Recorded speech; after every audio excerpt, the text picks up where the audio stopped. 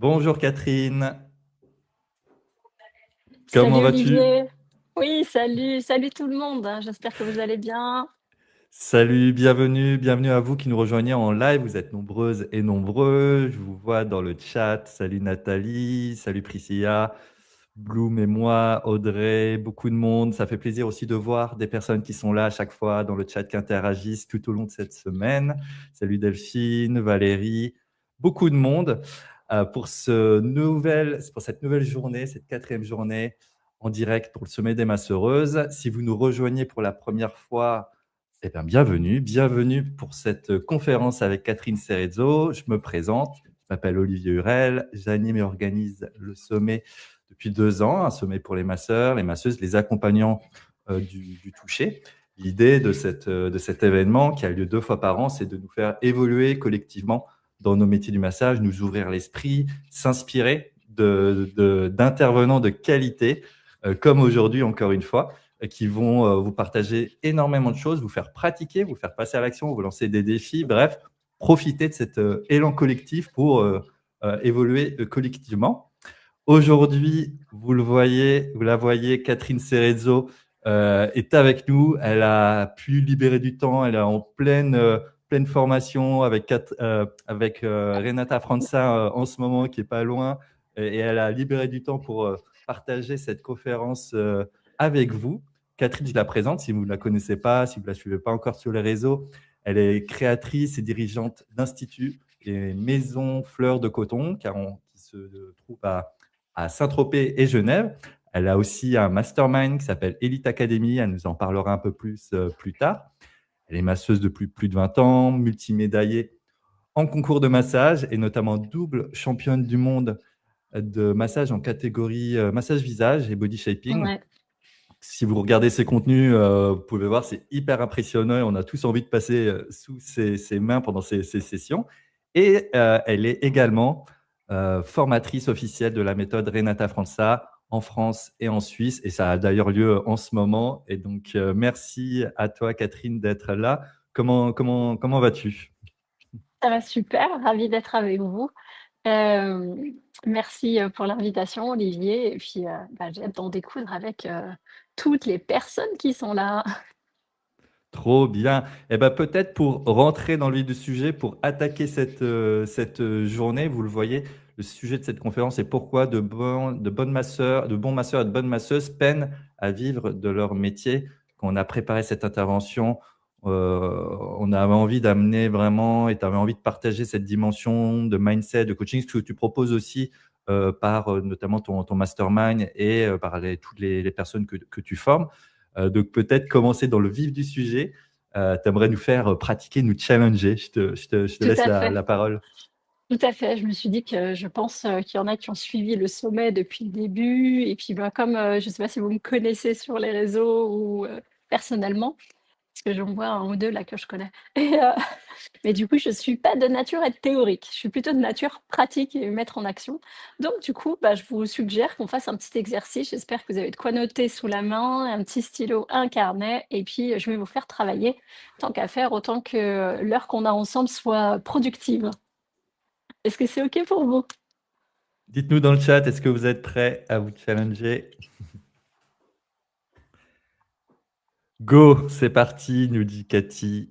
Ils sont chauds. Ils sont OK, Yes, yes, yes. yes. OK. Alors, on va essayer pourquoi, donc je répète le sujet, c'est pourquoi de bons masseurs, des bonnes masseuses peinent à vivre de leur activité.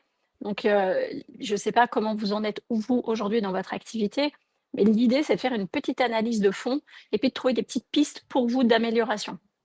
Alors, si on veut faire une photo en fait de votre activité là aujourd'hui, généralement c'est hyper parlant et ça permet de faire un état de situation et les pistes en fait, vous allez voir que vous les avez vous en interne. Je vais vous inviter à prendre votre planning et regarder vos 20 derniers rendez-vous.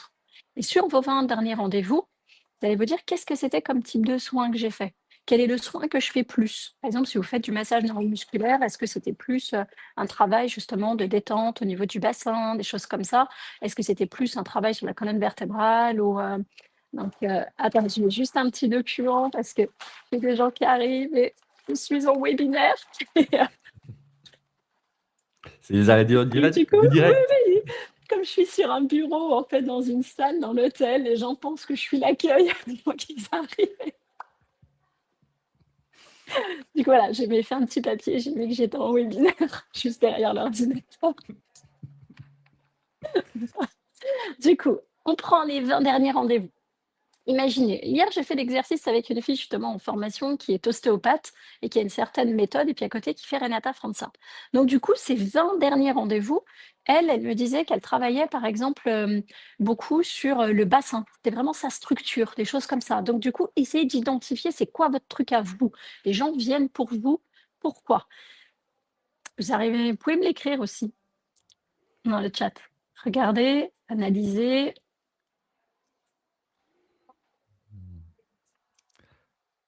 Et là, ça permet déjà de savoir, parce qu'on attire, vous regarderez, on attire jamais des clients par hasard. Et des clients, en fait, il y en a pour tout le monde. Le soleil, il brille pour tout le monde. Mais des fois, on a tendance à regarder l'extérieur. On a tendance à se dire, ah bah tiens, ouais, mais lui, il a fait ci, je vais faire ça. Lui, il a fait ci. En fait, c'est pas du tout à l'extérieur qu'il faut regarder. Je vous assure que c'est votre essence même, en fait. Et donc, regardez, mais qu'est-ce que demandent le plus vos clients? Il y a quelqu'un, Marie, qui met douleur musculaire. Mais quel type de douleur musculaire? C'est plus le dos, les jambes? Qu'est-ce que vraiment les clients sur tes 20 derniers rendez-vous viennent te chercher? Des fois, il y a un peu des récurrences. Vous regardez, et là, déjà, ça permet de savoir un petit peu quelle est votre signature à vous. Les gens, ils vous trouvent pourquoi. Et en fait, vous allez vous nicher déjà dans quelque chose à vous, et vous allez attirer ces gens-là. Après, deuxième question, pourquoi est-ce qu'ils sont, celle-là, pourquoi est-ce qu'ils sont venus? Qu'est-ce qu'ils recherchent aussi? Et comment est-ce qu'ils sont venus? Comment est-ce qu'ils vous ont trouvé, ces clients-là? Parce que c'est du bouche à oreille, ce sont les réseaux sociaux, sur ces 20 derniers rendez-vous. 20 derniers rendez-vous.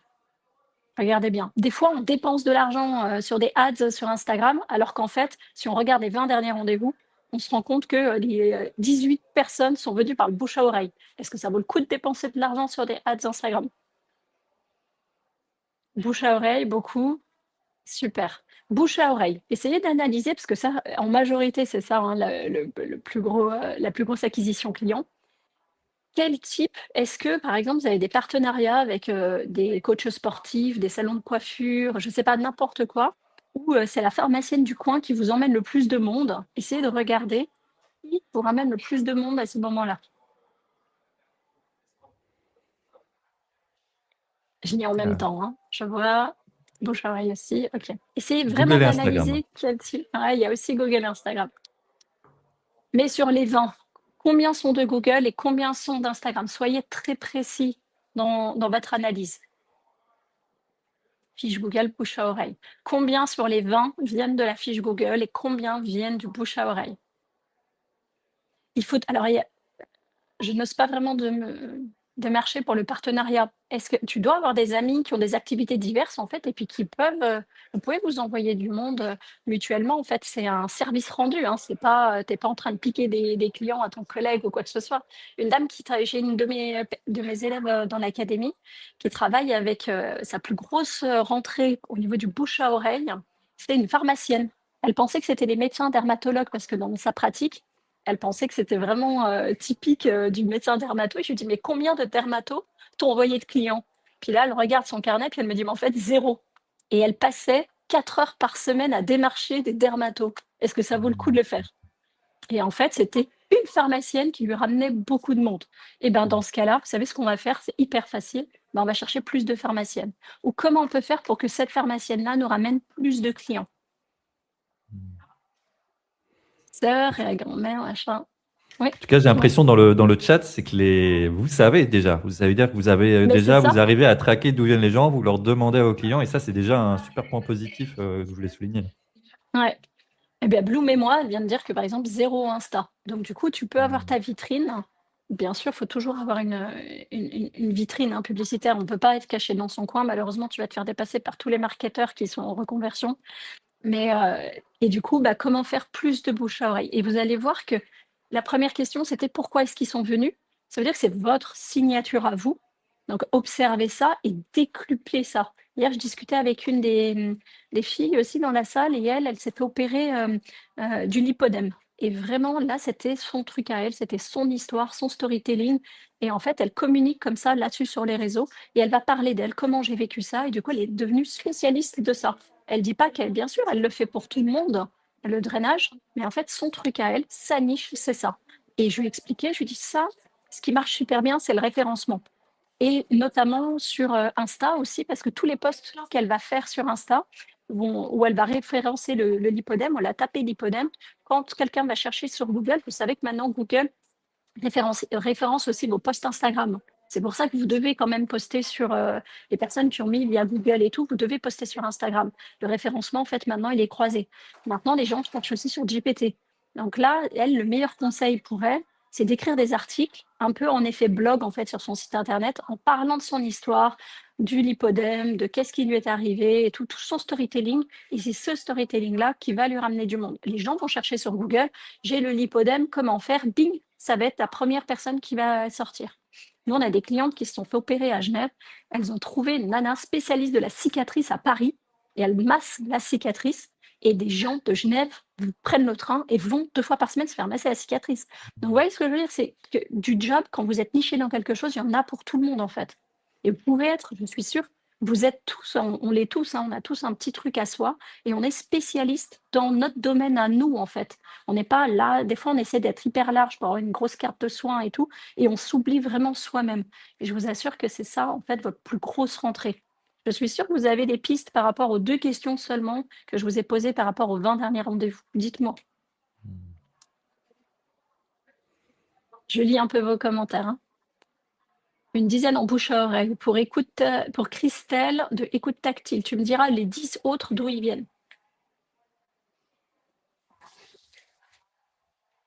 Et oui, alors il faut oser se montrer et croire en soi, ça c'est sûr. De toute façon, en majorité, toutes les personnes qu'on accompagne dans l'académie, à 99%, ça vient de votre mindset. Ça, c'est vraiment le truc qui bloque, c'est terrible. C'est comme si on était, nous les masseurs, on est hyper sensibles en fait, et puis hyper émotifs. Et du coup, en fait, bah, tu as toujours le syndrome de l'imposteur. Tu sais pas où te placer. Est-ce que tu fais bien les choses? Est-ce que ton massage, il était bien? Est-ce qu'on a eu assez de feedback et tout par rapport aux clients et tout qui nous permet d'avancer? Et en fait, c'est des strates comme ça de plafond de verre en fait qu'on doit faire sauter à chaque fois et ça c'est un truc phénoménal. Bouche à oreille et Google My Business. Vous voyez en fait que là, vous dépensez même pas d'argent en marketing en fait. Vous avez vos clients et vous les avez en interne et au niveau de l'acquisition client, c'est magique, vous n'êtes pas obligé de dépenser de l'argent sur votre marketing.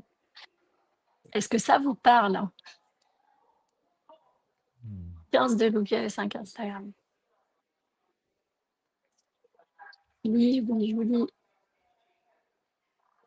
Est-ce que le petit exercice vient de vous parler? Vous le ferez vraiment à tête reposée et puis vous allez voir que vous allez sortir des petites pépites comme ça. Mais des fois, il faut prendre un petit peu de recul sur son business et puis pouvoir analyser.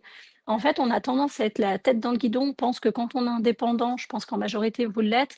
Quand on est indépendant, on va faire que du massage. Sauf qu'en fait, malheureusement, ça va représenter 10 à 20% de notre activité. Derrière, on doit être marketeur, copywriter, on doit être comptable, on doit être dans l'administratif. Et ça, quand on me dit ouais, j'aime pas les chiffres, moi j'arrive pas au marketing et tout, franchement, vous pouvez pas être indépendant, c'est pas possible en fait. Vous devez, le package d'indépendant, c'est vraiment le package de tout l'entrepreneuriat. Et ça, il faut vraiment réussir à le saisir, aimer ça, aimer l'entrepreneuriat pour vraiment se dire qu'on est à son compte. Sinon, tu peux être un super masseur et tu réussiras jamais. Et puis cet exercice de le refaire plus tard, dans un mois, dans 2 mois, pour voir, C'est parce que ça. vous allez mettre des actions en place et voir ce qui a bougé. Ok, peut-être que les choses bougent et de le faire régulièrement. Ouais. Ce qui est génial dans tout ce que vous avez marqué, c'est qu'en majorité, c'est du bouche à oreille. Ça veut dire que déjà votre prestation, elle est déjà vraiment bien, quoi. Maintenant, réussir à vous cibler, vous, quelle est votre couleur, votre identité à vous, votre signature. Et puis, bah, comme l'ananas de la cicatrice, bah, les gens peut-être parcouriront toute la France pour venir vous trouver parce que vous aurez le truc à vous et pas copier, pas égaler.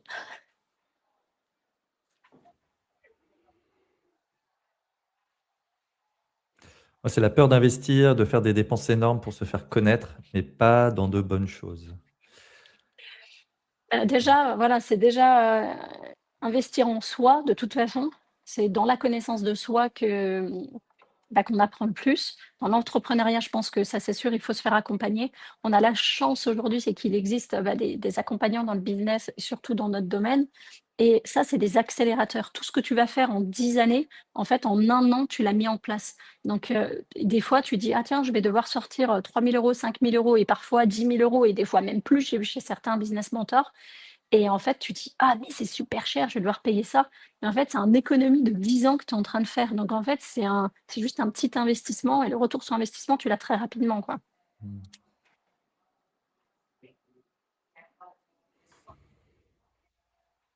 Tu as des questions, Olivier, en même temps? Que Je j'essaie de lire, le regarde, je vois des chat, ouais, commentaires, des réponses. Je ouais, vois pense essentiellement appel suite consultation de ma fiche Google, mais je n'ai que des appels d'hommes malveillants. Je ne comprends vraiment pas pourquoi, car ma fiche n'est pas tendancieuse. est-ce que, là, par exemple, dans ta photo d'icône, tu vois, on te voit pas, Maria. Quel type de photo est-ce que tu retransmets justement, sur tes réseaux? Et ça, c'est un travail, interne, en fait, à faire aussi. Mhm. On attire à soi vraiment ce type de client et il y a un petit truc à travailler, un petit truc à débloquer. Mais il y a des nanas, si on te voit, Maria, ok. Il y a des nanas qui n'attirent absolument pas ce type d'homme et il y en a qui attirent. Donc là, c'est vraiment un petit travail interne. Des fois, c'est la peur justement d'attirer ce type de client. Et cette peur, en fait, elle émet une vibration et malheureusement, tu les attires à toi. Donc, il y a juste à aller travailler la peur et puis dire, bah écoute, je m'en fous, un appel de plus, un appel de moins. Tu sais, un closer, le job de closer, c'est un commercial, tu sais, au téléphone qui va filtrer. Bah, il close pas tous les appels, il a pas que des oui en fait à chaque fois. Donc du coup, si bah, il y a des gens qui vous appellent pour prendre des rendez-vous, bah, imaginez que bah, vous en bouquez 5 sur 10. Et puis bah, voilà, comme ça te fera relativiser par rapport à ça. Puis tu diras, ok, bon, un gars, c'est pas grave, allez, salut, tu vois. Mais pas y mettre d'attention dessus. Hmm. Et puis trouver des moyens de filtrer par rapport à ce que tu dis. J'imagine aussi que bah, les closers ne vont pas prendre tout le monde en appel. Donc comment ne pas qu'ils arrivent jusqu'à l'appel pour pas leur faire perdre du temps. Et en massage, C'est c'est ça. pareil, on peut même mettre en place des processus pour Mm, filtrer aussi ces demandes-là mm, lors de la prise d'appel. Il y a tout à toujours des fait. solutions pour. Toujours des solutions. Ouais. Ou le mettre directement sur ton site ou sur ta page Google, si pour toi c'est déjà un premier pare-feu. Et puis du coup, après, tu regardes par la suite, quoi. Est-ce que c'est directement par WhatsApp? Est-ce que c'est directement un appel téléphonique? Voilà, il y a plein de techniques, comme dit Olivier. Ne pas se photographier ou se montrer en vidéo, est-ce un vrai frein? Oui, ouais, pour moi, c'est un vrai frein.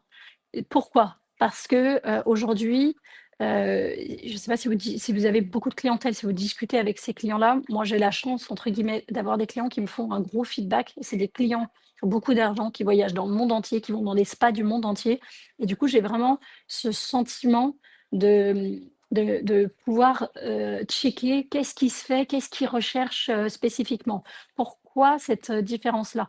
Si, il y a quelques années en arrière, quand j'ai commencé, je faisais du massage, je faisais, genre il y a 25 ans en arrière, c'était du californien, mais que j'avais vendu à Noël ou à la fête des mères. Les gens venaient avec un bon cadeau, en fait. C'était pas dans les mœurs que les gens allaient se payer un massage, en fait. Et ça, c'était pas facile. Et là, ce type de clients, ils ont les moyens et ils vont justement se payer des soins pour eux. Du coup, ils ont des attentes vraiment particulières et ils savent exactement ce qu'ils se veulent. Et ils me disent, le problème, c'est qu'il y a tellement beaucoup, il y a tellement beaucoup sur les réseaux, il y a tellement de choses qu'on ne sait pas, ce qui est vrai, ce qui est faux, où on doit aller, tout ça. Et ils préfèrent, même quand ils vont en vacances, ils préfèrent même plus se faire masser. Et en fait, j'entends tellement ça de la part de mes clients que je me dis, mais ça, c'est hyper problématique. Où va notre profession dans quelques années, en fait? Et je vous assure que dans l'académie, on avait des filles qui ne voulaient pas se montrer en vidéo ou en photo et tout. Et au début, on a commencé par des vidéos où justement on voit par exemple que les mains et où elles sont un petit peu, vous savez, la photographe prenait la photo dans le miroir et puis il y avait le reflet et puis on a dit prends une photographe avec laquelle tu es à l'aise. Et puis en fait, c'est juste exprimer ton art à travers cette photographie. Donc c'est toi comment tu es dans la cabine, c'est pas parce qu'on t'a pris en photo. Et elles ont fait chacune un shooting photo et elles le repartagent sur leur publication ou en story. Et en fait, ça acquiert la confiance en fait pour vos clients. Moi, personnellement, si je devais mettre 100 balles, 150 balles, 200 balles dans un massage et que je ne vois pas qui va me faire le soin, que j'ai que des photos types, des photos achetées sur des books, sur internet ou des photos tirées à droite, à gauche ou juste la photo de la table de massage et que je ne sais pas qui va me toucher, comme on sait que la concurrence, elle est énorme, je peux vous assurer que j'y mets pas les pieds. Et souvent en vidéo, je regarde la main. Je regarde la main et je me dis: «Est-ce que ça, j'ai envie que cette personne me touche ou pas?» Donc pour vous, c'est super nécessaire de vous montrer, de montrer votre main et c'est ce qui va faire la confiance, en fait. On est déjà c'est déjà acquis, votre soin, il est déjà vendu parce qu'on vous a vu, en fait, masser. Est-ce que pour vous, c'est Mmh. clair? Dis-nous si c'est clair. Est-ce que tu veux proposer d'autres questions, Catherine, ou on rentre Vas-y, dans notre échange? Je vois juste qu'il y a une question qui m'est adressée, je vais y ouais, répondre rapidement. vas-y. As-tu, Olivier, des appels de femmes malveillants? Alors, oui, pas de femmes, en général, j'ai eu surtout des appels d'hommes, mais après, vu qu'on est dans le sujet du mindset, je vais vous dire rapidement comment moi je l'ai abordé. Déjà, j'ai décidé d'enlever mon numéro de téléphone et de mettre en place de la réservation en ligne ou par formulaire, quitte à ce que si la personne veut prendre appel avec moi, elle remplit un formulaire avant. Donc ça, c'est possible. Et après, ben, en termes de positionnement, ça fait partie de la réalité et comment je m'en amuse. Moi, je vois même sur les réseaux des personnes qui l'utilisent même dans leur communication et bon, ça crée de l'engagement, de l'interaction. Mais oui, ça fait partie de la réalité et composer avec et mettre en place des solutions pour en avoir moins. Ça fait moins de solutions, moins de sollicitations et plus de euh, moins de comment dire de présence mentale sur ces sujets-là. Eh bien, voilà. Donc, n'hésitez pas si vous avez d'autres questions, je vais les mettre de côté. Peut-être pour commencer, apprendre aussi à mieux te connaître, Catherine. Je disais au début, tu es double championne du monde. Quand on pense championnat, on pense beaucoup technique, talent. Est-ce que pour toi, le talent, ça suffit pour réussir et développer son activité, la pratique? Et si non, pourquoi? Alors, bien sûr qu'il faut de la technique, hein, ça c'est sûr. Je dis pas que j'appelle ça la coquille vide quand tu as la visibilité, mais que derrière il n'y a rien, ça c'est un peu dommage. Mais en fait, ce qui m'avait marqué j'avais gagné plusieurs titres. Avant de gagner le titre au championnat du monde, j'ai participé 5 fois au championnat du monde. Je savais que je voulais le titre, donc j'y retournais. Et de l'autre côté, en fait, je me suis dit: «Mais quel est le but, en fait, déjà? Quel est le but d'aller en championnat?» Et je vous dis la vérité, c'était purement «marketing» entre guillemets et développement de marque que de se focus d'aller, ramener une médaille au championnat et surtout d'aller gagner. Je me suis pas dit, «Ah tiens, je veux une médaille pour moi, pour me prouver que machin et tout». C'était absolument pas, c'était, la concurrence, elle est telle. Moi, j'ai 7 instituts dans ma rue. Je me rappelle que quand j'avais gagné mon premier titre, en meilleur spa praticien en 2019, déjà ça m'a beaucoup aidé sur le référencement et sur Genève. Les gens, ils disaient: «Bah, il y a trop et au moins on sait chez qui on va». Donc déjà là, ça m'avait aidé en 2019. J'avais vu le gap et je me disais: «Mais qu'est-ce qui est le mieux du mieux?» Et comme moi je dis que je fais le mieux du mieux pour mes clients, bah, le mieux du mieux, c'est quoi? Bah, c'est le titre de championne du monde. Donc je voulais aller le chercher, c'était mon but. Mais c'était le après que je pensais. Et c'est là que je me dis: «Mais depuis toutes ces années», moi j'en ai vu, hein, il y en a plein, chaque catégorie, ils sont champions du monde, mais ils ont pas réussi derrière. Tu en as qui ont gagné le titre de champion du monde et qui sont devenus plus rien derrière. Donc est-ce que c'était une médaille que eux voulaient gagner et puis, c'est tout et tant mieux, mais en fait, jamais personne a exploité cette médaille. Et c'est ça qui est aussi problématique. Donc, c'est bien beau d'aller chercher des médailles en championnat, mais si c'est pour rien en faire derrière, c'est un peu dommage. L'idée, c'est justement de vous aider en marketing avec ça. Donc, je sais qu'il y en a qui s'en servent un petit peu pour les formations, qui s'en servent pour des partenariats de marque, des choses comme ça, mais très peu exploitent en fait le filon et c'est absolument dommage. Et cette année encore, il y en a, là, dimanche, je suis vue au championnat suisse. Et est-ce que la personne qui va gagner au championnat suisse va exploiter la vibe de ça? Ça va être compliqué. Mais tu peux gagner des médailles ou pas, si toi tu développes pas ton image et tes compétences, bah, en fait, ça sert à rien, en fait. C'est dommage. Hmm.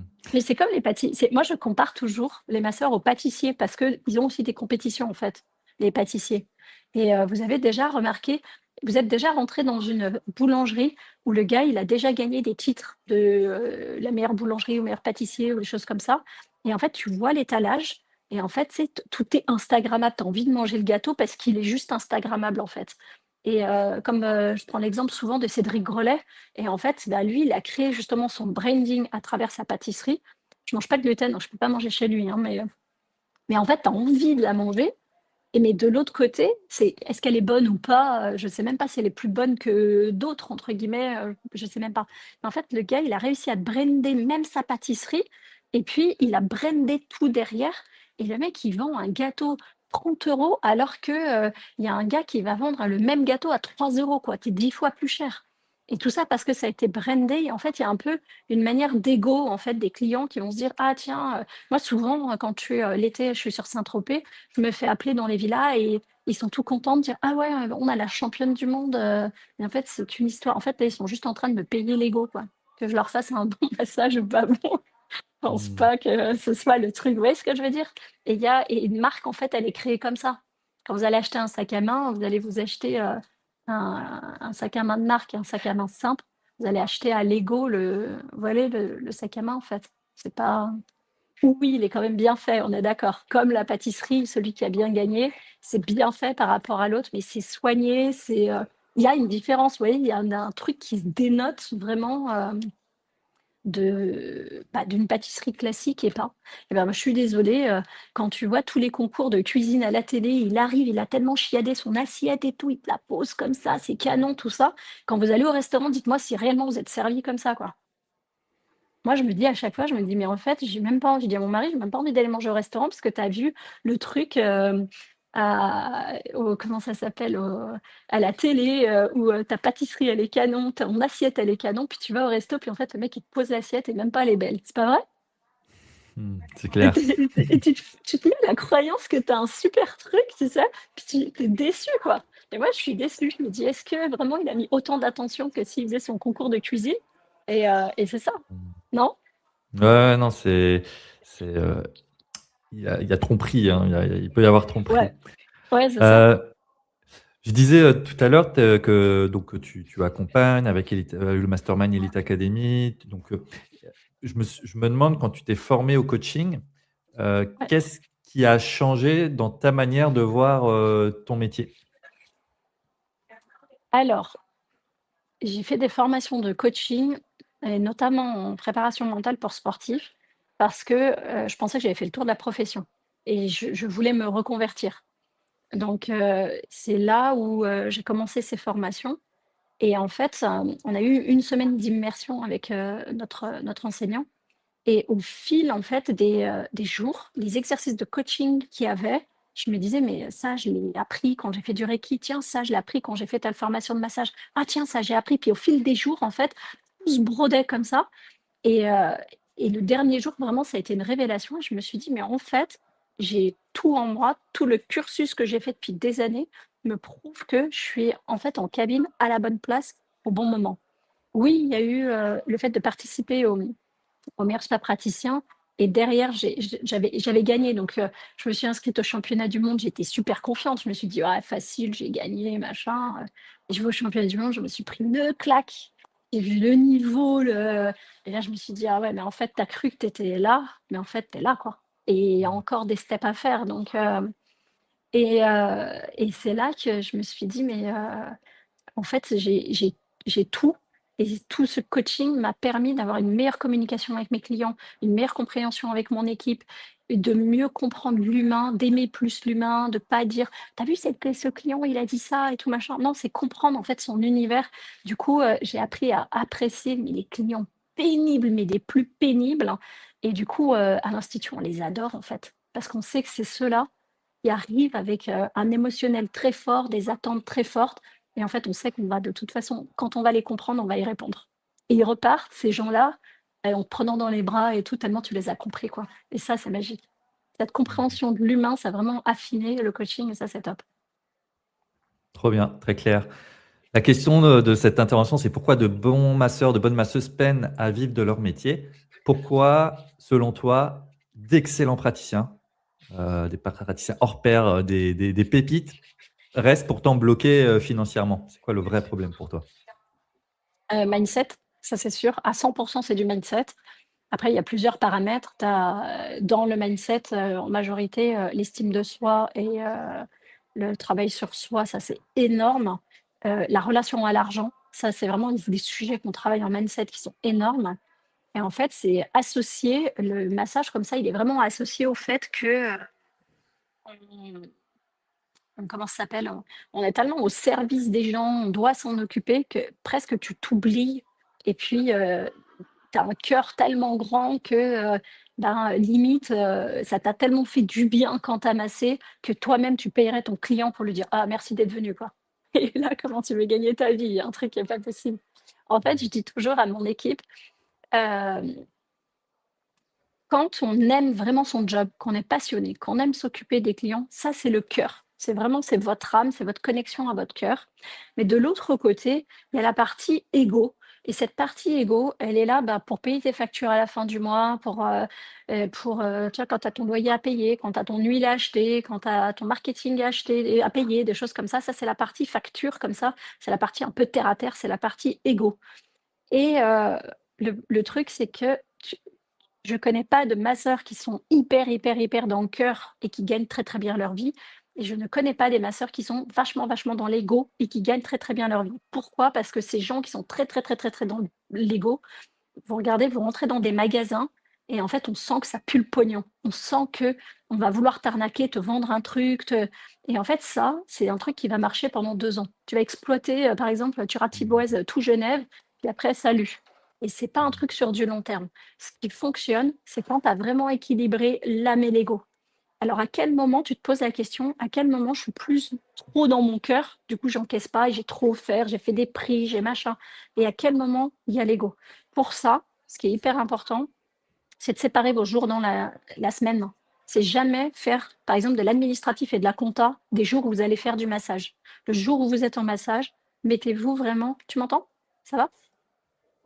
Allô, allô? Olivier?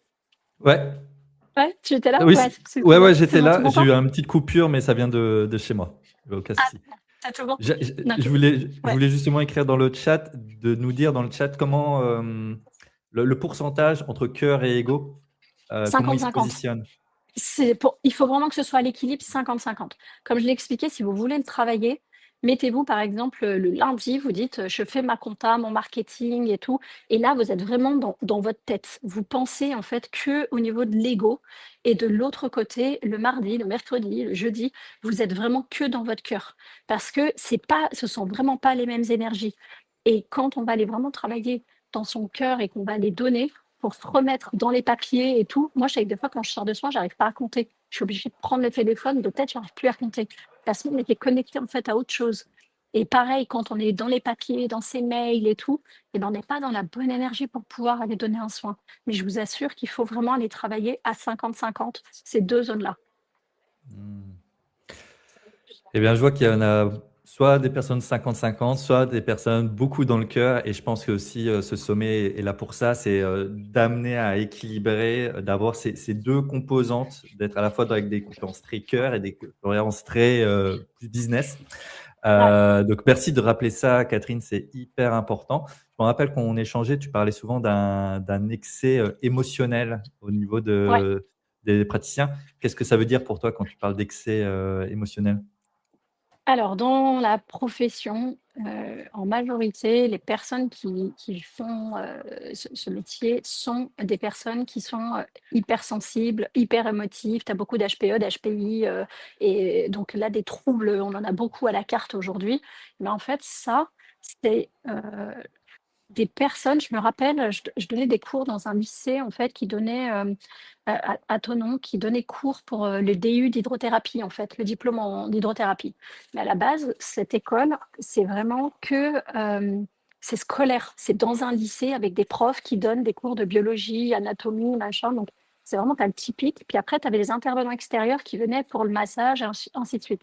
Et en fait, du coup, tu te rendais compte que la manière dont les deux étaient dissociés et traités, tu avais l'aspect scolaire et l'aspect où, je me rappelle, on allait en réunion, puis c'est ah, mais cet élève, je ne sais pas s'il va avoir son examen et machin et tout. Puis après, je disais, mais on parle, on parle du même élève, là? Et puis il me sortait, oui, il n'a pas fait ci, il n'a pas fait ça, là, il est dyslexique, on ne va pas y arriver, je sais pas quoi. Et ben en fait, on ne parle pas de la même personne, parce que pour moi, c'est une pépite en fait en massage, cette personne. c'est quelqu'un qui a du ressenti, c'est quelqu'un qui a de l'intuition. Et en fait, à chaque fois, sur chaque année, je peux vous assurer que ceux, quand j'allais en réunion, qui se faisaient démonter sur l'aspect scolaire, étaient des pépites en fait en soins. Et c'est là où vous êtes appelé à donner du soin, c'est juste que vous vous y retrouvez. Ça permet de réguler votre émotionnel, ça permet de donner. Oui, dans la vie quotidienne, cet émotionnel, c'est compliqué en fait à gérer. Je dis ça, hein, je suis hyper active, hyper émotive. Moi, je suis HPE, hein, donc c'est super dur. Mais c'était des années de travail sur moi, des années de travail de gestion d'émotions. Et oui, c'est super dur. Donc, on n'est pas très fort en compta, on n'est pas très fort en administratif. Le comptable, quand il voit arriver l'esthéticienne, ma sœur, il commence déjà à rigoler hein, d'emblée. Hein. Donc, on peut lui prouver qu'on peut être bon sur les chiffres au cas où et bon sur les Mhm. tableaux. Et donc, ouais, dans cette profession, c'est hyper dur dans la vie à gérer, mais dans la profession, vous avez un don. Maintenant, il faut réussir à le mettre vraiment dans votre job. Le ressenti, il faut le travailler pour vos clients. Ça développe l'empathie. Les gens qui sont plus émotifs, plus émotionnels, ont une empathie beaucoup plus développée que la moyenne. Donc ça, c'est votre cadeau à vous. Et je suis sûre, si je pose la question dans le chat, qui est hyper émotionnel, hyper actif, hyper machin, hyper, tu vois, je suis sûre qu'on a 90% du chat, non? Ouais, dites-le nous dans le chat. Euh, Au fond, ça peut être ça peut challenger, ça peut être aussi une force, comme tu le dis. Est-ce- Quelles sont pour toi, quelles sont les croyances limitantes que tu as pu observer dans les personnes que tu accompagnes, les plus fréquentes aujourd'hui et si tu peux un peu nous les lister, puis pour peut-être avec des pistes de travail, de réflexion sur ces croyances-là. Déjà pour revenir, à l'hyperémotivité et l'hypersensibilité, ça en fait partie au niveau des croyances limitantes. Ça fait qu'on est assez binaire, en fait. Ça veut dire que c'est blanc ou noir. Il y a jamais de différence. Vous savez que ces gens-là, quand ils vont en formation, et ben, il y a 90 du prof qui va dire des choses et il y a, ou même, allez, 99%, et il y a une phrase qui va dire, où vous n'allez pas être d'accord, et direct, vous allez dire, ouais, t'as vu ce qu'il a dit le prof et tout, et faites un focus sur ce 1%, en fait. Et ça, c'est vraiment être binaire, c'est vraiment blanc, noir. Il n'y a pas de, ah ouais, non, c'était vachement bien, et il y avait un truc, en fait, qui, moi, me parle pas, mais c'est OK, en fait. Il n'y a pas de nuance. Et ça, c'est dans la gestion émotionnelle. Et en majorité, vraiment, qui est hyper bloquant, c'est la gestion émotionnelle. Hmm. Beaucoup d'hypersensibles, hein, et j'ai beaucoup aimé le message de Christelle qui dit hyper tout. Je suis Je sûre. continue. Je vois Vas-y, des questions qui viennent. Je te propose peut-être qu'on prenne quelques questions de l'audience que vas-y. j'ai mises de côté. On a par exemple Anne-Claire qui te demande, ça fait un moment que le challenge de faire un championnat me trotte dans la tête. Catherine, as-tu un conseil à me donner pour aller vers cela? Oui, ah mais je la connais Anne-Claire. Je l'ai vue en formation au Four Seasons à Megève, c'est ça? Heu, alors déjà, il existe plusieurs concours. Donc, tu as, le meilleur spa praticien là, à Paris aux Nouvelles Esthétiques. Tu as, le national dans chaque pays, tu as l'Europe et puis tu as le monde. Ça, c'est sûr qu'on a accès. Ensuite, quel type déjà de massage vous, on en a parlé tout à l'heure dans votre signature, c'est quoi votre point fort? Et après, vous allez choisir les catégories dans lesquelles vous allez participer. Donc, est-ce que vous avez envie de ramener un titre en massage sportif, en wellness, en minceur, en visage, dans quelle niche en fait vous avez envie de vous mettre? Attention, c'est que moi j'en vois qui aiment bien faire un peu du freestyle et tout, et qui adorent s'inscrire dans les catégories freestyle, sauf que derrière, au niveau du marketing, les clients ne savent absolument pas ce que c'est. Ah oui, je suis champion du monde en catégorie freestyle, et là, c'est un peu compliqué. Si vous dites, ah, je suis champion du monde en massage sportif, déjà, c'est plus clair et vous êtes super niché dans votre catégorie. Vous voyez ce que je veux dire? Et ensuite, franchement, il faut d'abord y aller. Allez-y une fois, regardez comment ça se passe. Et il ne faut pas se mettre une pression en mode ah, je veux absolument la médaille et machin. Bien sûr qu'on va y aller pour avoir la médaille, mais il faut de l'endurance, il faut de la patience. La première fois, je pense qu'il faut observer, il faut voir comment ça se passe. Il y a des codes hein, en concours, il y a des ordres de passage, il faut que les étoiles soient alignées parce que moi, je me rappelle une année en championnat d'Europe, c'était en Roumanie. J'avais un super massage sportif et on était nombreux à passer tous ensemble dans le premier round. Et en fait, à partir du moment où les notes ont été mises, les notes sont données, elles sont enregistrées, deuxième round commence et ainsi de suite, les juges ne reviennent pas en fait sur les notes. Donc du coup, là, les juges, qu'est-ce qu'ils se sont dit? On était beaucoup de masseurs de bon niveau sur ce round-là. Ils se sont dit, super, il y a un gros niveau cette année, c'est cool et tout. Donc, ils n'ont pas mis des notes super hautes, ils les ont mis un peu au-dessus de la moyenne. Puis en fait, quand les autres rounds sont arrivés, les rounds n'étaient pas bons. Et du coup, en fait, ils n'avaient pas assez noté le premier round. Donc du coup, là, c'est vraiment un coup de poker, un coup de stratégie.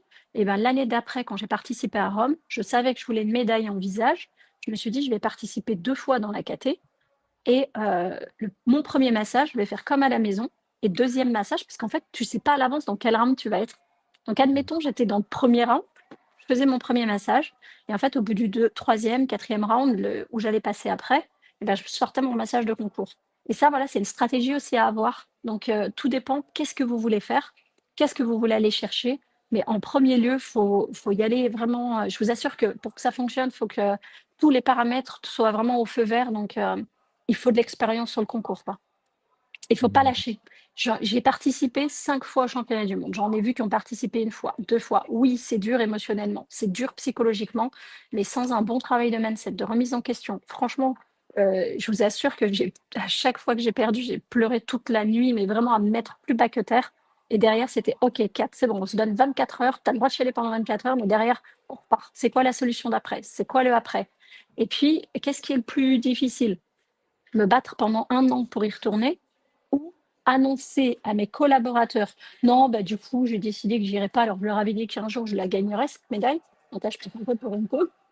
Ou alors à mes clients aussi, leur dire, ah ouais, vous savez, je participe au championnat du monde, ouais, mais non, mais j'y retournerai pas. Qu'est-ce qui est le plus dur à assumer? Ça toute ma vie ou prendre sur moi et m'entraîner pendant 1 an à y retourner?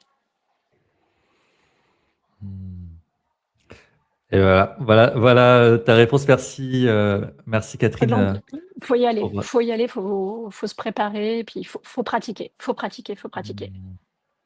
Je m'en rappelle avant de prendre une autre question, parce qu'il y a une question de Corinne qui me fait penser à apporter un peu la notion de marketing, hein. Je montre cette question de Ouais. Corinne. Beaucoup de clientes, le massage reste un luxe, prix, comment arriver à fidéliser un bon nombre de clientes pour vivre confortablement. Peut-être déjà, tu veux répondre, qu'est-ce que ça te donne envie de répondre à Alors, pour Corinne? beaucoup de clientes, le massage reste un luxe.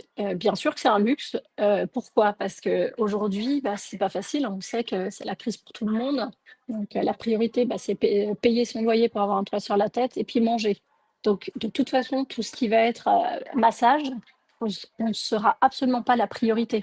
Là, quand on a su que la guerre, elle commençait dans le Moyen-Orient et si ça arrivait en Europe et tout machin, on s'est dit, mais les gens, ils vont se mettre dans la peur. Qu'est-ce qui va se passer? Ils vont pas faire de soins. De l'autre côté, ça, j'en parlais avec mon mari. De l'autre côté, je vais vous dire un truc, c'est un secret, ça reste entre nous. C'est que, du coup, si c'est un peu bloqué au Moyen-Orient, les gens vont moins voyager puis remettre de l'argent dans les massages comme c'était en post-Covid. Donc ça, c'est positif pour nous. Il y a toujours un positif quelque part.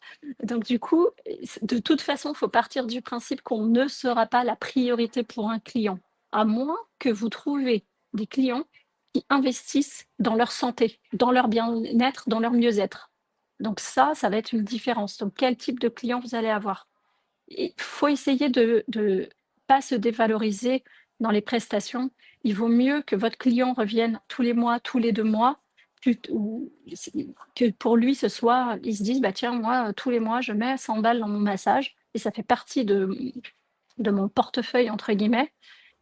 Mais au moins, vous avez un vrai client qui va respecter votre prestation que quelqu'un qui, comme ça, qui aime aller se faire masser, veut se faire masser tout le temps, mais va vous négocier le prix, va vous dire, ah maintenant, à moins de 50 balles de l'heure et tout. Et en fait, vous allez vous travailler, vous épuiser en fait pour rien et votre travail ne sera pas respecté. Je peux vous assurer qu'à l'intérieur de vous, ce ne sera pas OK. Et puis, ces gens-là, en plus, ils sont pas sympas. Et puis, un jour, vous allez vous réveiller, vous allez dire, ah non, mais moi, je vais arrêter, je vais me reconvertir. Et j'en connais plein des masseurs qui ont arrêté la profession parce qu'ils se sont usés comme ça. Donc, fidéliser votre client, c'est pas la valeur que vous allez apporter, mais la valeur que vous avez vous à l'intérieur de vous. Quoi qu'il arrive, continuez à vous former, performer, vous informer sur la profession, ce que vous faites quand vous êtes justement dans ces conférences là ces jours-ci d'Olivier. Et il faut toujours apporter une valeur ajoutée à votre client. Ça ne veut pas dire qu'il faut un petit cadeau à chaque fois ou quelque chose, mais vraiment, qu'est-ce qui vous différencie des autres, entre guillemets? Qu'est-ce qui fait qu'on viendra chez vous? Des fois, ce sont les attentions. Nous, on a une cliente qui vient toutes les semaines à Genève. Elle vient avec son chien, en fait, elle a un lévrier. Et ben, une année, j'avais commandé à Noël une petite gamelle avec le prénom du chien. Et on sait que cette cliente, elle a tout le temps froid. Et ben, elle a double couverture dans la cabine, elle a plus de chauffage et elle a le tapis pour son chien avec la gamelle pour son chien. Et là, cette cliente-là, elle n'a pas à nous dire, imaginez-vous qu'elle passe la porte et qu'à chaque fois, elle dise, ah, mais je veux une double couverture, je veux une autre couverture, j'ai froid. Au bout d'un moment, elle va dire, mais en fait, je passe la porte toutes les semaines de cet institut. En fait, ils ne m'écoutent pas, ils ne m'attendent pas. Donc déjà, c'est analyser vraiment les attentes de vos clients, qu'est-ce qu'ils veulent et y répondre à 100%. Je peux vous assurer que là, vous êtes dans le juste. Moi, j'ai une cliente, quand elle fait son lifting visage, elle veut récupérer du produit pour ses mains. Et en fait, j'avais trouvé chez PBI, ils vendaient des gants justement pour les mains. On avait acheté une boîte et je sais qu'à chaque fois que j'ai cette cliente, là, c'est la petite cerise sur le gâteau. Je sais que je lui mets ces petits gants pendant le lifting visage. Et en fait, elle me dit, ah, on m'a jamais fait ça et tout. Et pourtant, c'est une cliente, c'est la maman d'une star. Donc, je peux vous dire que des massages, elle a l'habitude d'en faire et tout. Et c'est le petit truc qui fait qu'à chaque fois quand elle revient en Europe, elle m'appelle. Et pourquoi? Parce que je savais que son truc à elle, c'était son petit truc pour les mains. Donc, analyser vraiment qu'est-ce que veulent les clients, poser des questions. C'est quoi le truc? C'est quoi les attentes sur les massages? C'est quoi? Et puis, vous y répondez au maximum. Là, c'est la meilleure fidélisation que vous pouvez faire. Merci Catherine. J'ai pu observer dans pas mal de centres de formation, et peut-être que tu vas partager cet avis, que des personnes se reconvertissent voilà, dans le massage, vraiment pour la passion de la séance, du toucher, de l'accompagnement. Mais beaucoup se font aussi prendre la place par des marketeurs reconvertis qui arrivent plus équipés, qui ont un background, qui ont des ressources et qui parfois sont des très bons masseurs, et c'est du coup c'est le combo gagnant. Des fois, ne le sont pas, mais prennent malgré tout la place. Donc beaucoup arrivent dans ce métier avec ces casquettes, ils n'ont pas forcément ces casquettes. Selon toi, ma question est, quelle est selon toi la bonne manière de se former au business, au marketing? C'est à apprendre à porter ces autres casquettes sans perdre pour autant son authenticité. Alors clairement, je l'ai dit tout à l'heure, il y a des accompagnements business qui existent aujourd'hui. Donc, notamment nous, c'est ce qu'on a dans l'académie. Trouvez celui où vous avez le plus de feeling, où ça va vous apporter plus de valeur à vous, en fait, qui va correspondre le plus à votre vision. Par exemple, je parlais tout à l'heure, ouais, dans 10 ans, j'aimerais être là. Eh bien, qui va vous aider, qui a déjà réussi ça et qui va réussir à vous aider à arriver à ça, mais en moins de temps? Donc déjà, posez les questions, faites des petits, par exemple, là, je crois, Olivier, tu vas mettre le lien justement Ouais, je vais vous pour mettre prendre le lien dans le rendez-vous, voilà, chat. avec Laetitia, qui est notre manager à l'Institut et qui va justement vous prendre en coaching si vous le souhaitez. Donc là, vous pouvez faire une analyse avec elle, parler de votre business et tout, parler des projets, tout ça. Et elle va vous dire, OK, ça colle super, nous, on peut t'accompagner, nous, non, ça c'est plus, tu vois. Et il y a plein de personnes aujourd'hui qui le font, comme il y a plein de masseurs et comment les choisir, c'est exactement pareil. Et comment on peut aller à ça? Il faut bosser sur vous, sur votre marketing, ça c'est sûr, sur votre image, il faut le faire.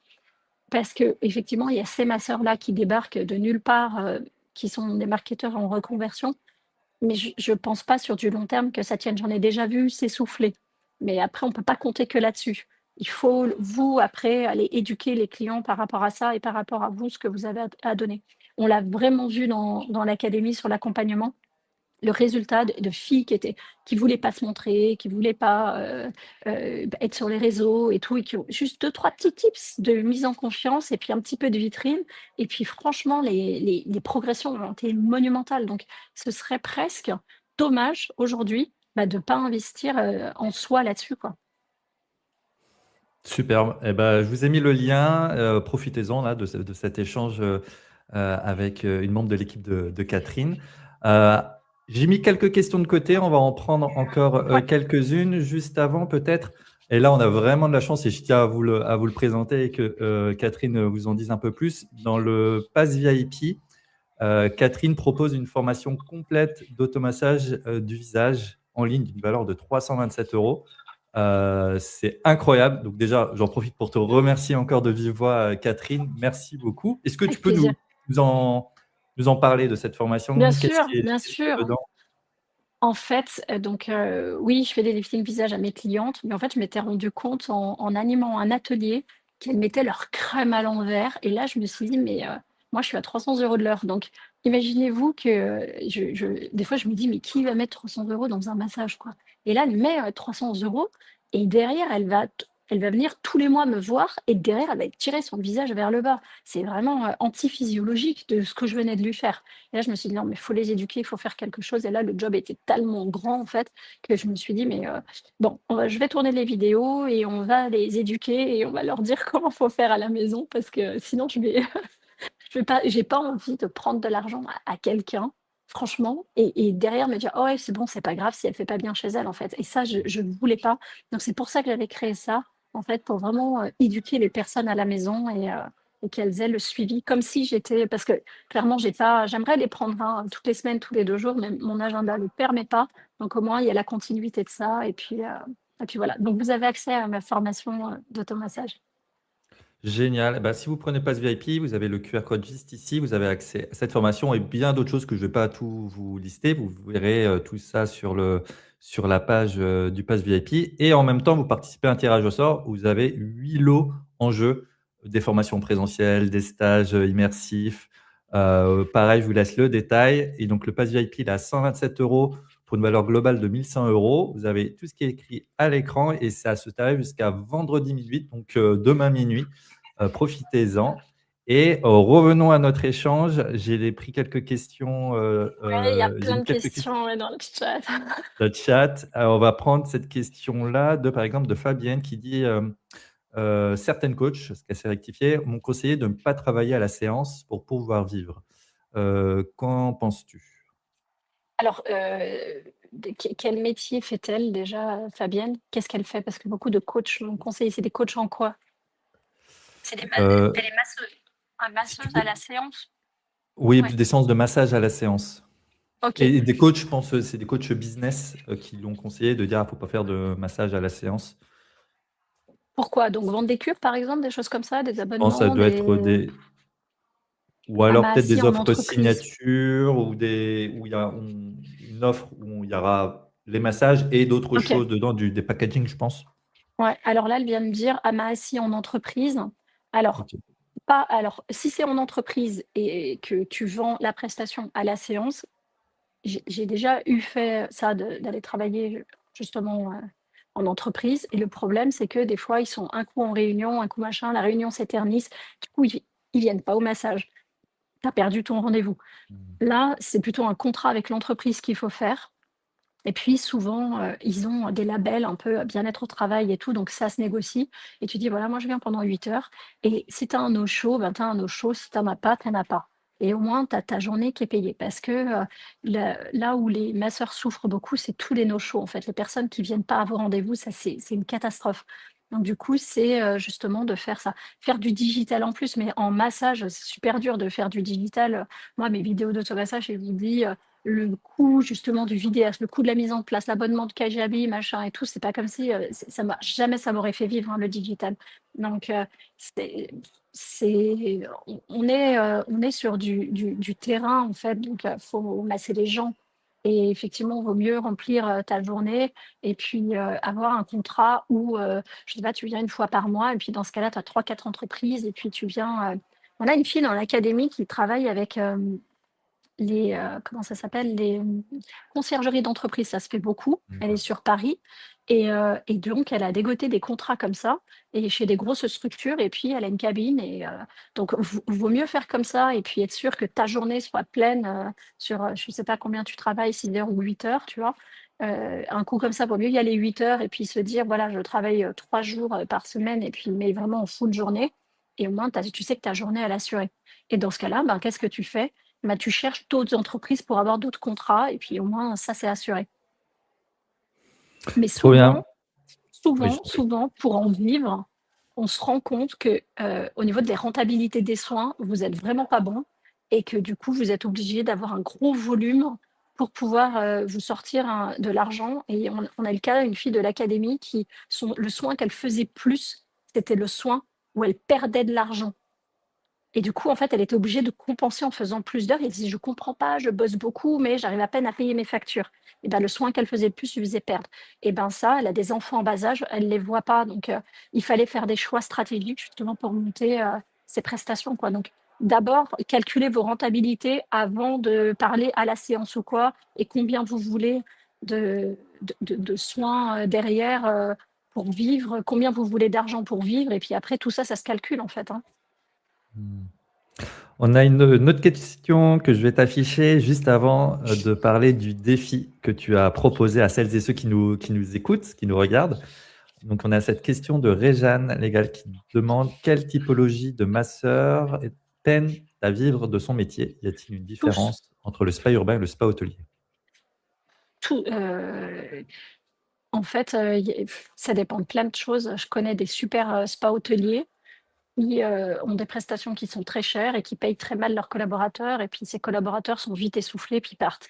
Je connais des spas hôteliers qui payent bien leurs collaborateurs, qui ont des primes derrière et tout. Et puis ce sont des collaborateurs qui performent en interne et puis qui sont plus motivés et puis qui aiment leur job et tout. Et puis il y a moins de turnover, donc il y a plus de fidélisation client et ça cartonne. Et puis je peux te dire exactement la même chose pour le spa urbain. Il y a en fait une fille dans l'académie, elle habite en campagne, son mari est agriculteur, elle a une cabine chez elle. On pourrait se dire que jamais de sa vie elle va tourner. Et ben, en un an d'accompagnement, elle a fait un fois 80% sur son chiffre d'affaires. Et elle n'avait pas de visibilité, le travail était assez facile à mettre en place. Mais facile, c'était pas facile, hein. En pleine campagne, vous allez me dire qui veut du massage et tout. Et en fait, de là où elle est, en plus, elle est du côté de Lille, hein. Donc voilà, mais vraiment la campagne, hein. Donc tout est possible. C'est juste un travail justement de fond sur vos prestations, vos rentas, la partie business, comme on parlait tout à l'heure avec Olivier, quoi. Top, merci. Bah, je pense que c'est le moment qu'on parle du défi aussi, parce que c'est aussi ça, c'est Vas-y. passer à l'action. Le défi, je te laisse le présenter, Catherine. Alors, liste les 10 choses entrepreneuriales que tu dois faire et que tu repousses. On procrastine beaucoup, hein. Et là, tu choisis 3 tâches les plus importantes et donne-les dans les 48 heures. Tu te donnes 48 heures pour les effectuer. Je suis assez deadline, moi. Hmm. Échéance pour passer à l'action. C'est ça. Donc, je vais créer un post avec ce visuel sur le groupe Facebook privé. Si vous ne l'avez pas rejoint, rejoignez-le, hein, c'est gratuit. Puis ça vous permet de créer du lien aussi entre vous, de partager vos problématiques. Donc, et dites-nous justement, c'est quoi ces 3 tâches et dites-nous, voilà, comme ça, on prendra des nouvelles dans 48 heures, voir si vous les avez bien réalisées, ces tâches à impact. Parce qu'il faut faire prioriser les tâches à impact vraiment. Merci Catherine pour ce partage. Je regarde s'il n'y a pas une petite dernière question. En attendant, posez-la nous dans le chat. En attendant qu'elle arrive. Je reviens juste, par exemple, Ouais, sur Bénédicte qui intervient en entreprise. Là, c'est hyper important qu'elle calcule tous ses coûts, sa renta, parce qu'en fait, l'entreprise, bien sûr que l'entreprise, avec toi, elle va négocier et elle va dire, ouais, vous pouvez venir 8 heures pour 200 euros. Puis en fait, au bout du compte, quand tu es déplacé et que tu as passé ta journée, ça se trouve que tu perds de l'argent. Donc là, vraiment, j'ai vraiment envie de te dire, calcule d'abord tes coûts et ensuite négocie avec les entreprises. Je t'assure que tu as vraiment tout à y gagner. Hmm. Eh ben, bon travail à vous avec tous ces devoirs que vous avez désormais. Je vais te laisser le mot de la fin, Catherine. Merci déjà, je te remercie vraiment. C'était une belle conférence, encore une fois. Merci pour ton temps. Tu as encore une Merci, belle merci. journée bien chargée à suivre. Ouais, ouais. Je te laisse le mot. Là, alors attends, j'ai juste Fabienne qui dit, selon le lieu de l'entreprise, kilomètres, tu peux dire si tu te déplaces uniquement pour 1 heure. En fait, effectivement, selon la distance dans laquelle tu vas te déplacer, ben, tu te déplaceras pour un minima, en fait, un certain temps. Mais si tu te déplaces en entreprise, 1 heure, c'est pas possible, quoi. Hmm. C'est trop de la perte. Merci pour vos messages d'appréciation pour cette conférence hors norme. Euh, Merci, c'était très intéressant et votre personnalité en plus, trop bien. Super, merci. Nous, on se retrouve à 14 heures avec Renato Papalardo, du musculo-squelettique au corps subtil, élargir sa vision pour faire évoluer sa pratique.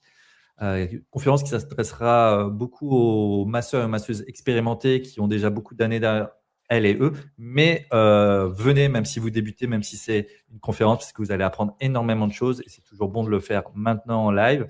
Je te laisse le mot de la fin, Catherine, pour terminer cette super live. Super. Quoi qu'il arrive, passez à l'action. Rappelez-vous, faites plus de ce qui marche et moins de ce qui marche pas. Et puis, continuez à bien bosser sur vous et puis renseignez-vous et puis performez et puis donnez le meilleur à vos clients. Apportez toujours de la valeur. Super, merci bien. Avec joie, merci. Salut Catherine. À Salut, bientôt. Salut tout le au monde. revoir On à se retrouve tous, tout au à l'heure. revoir.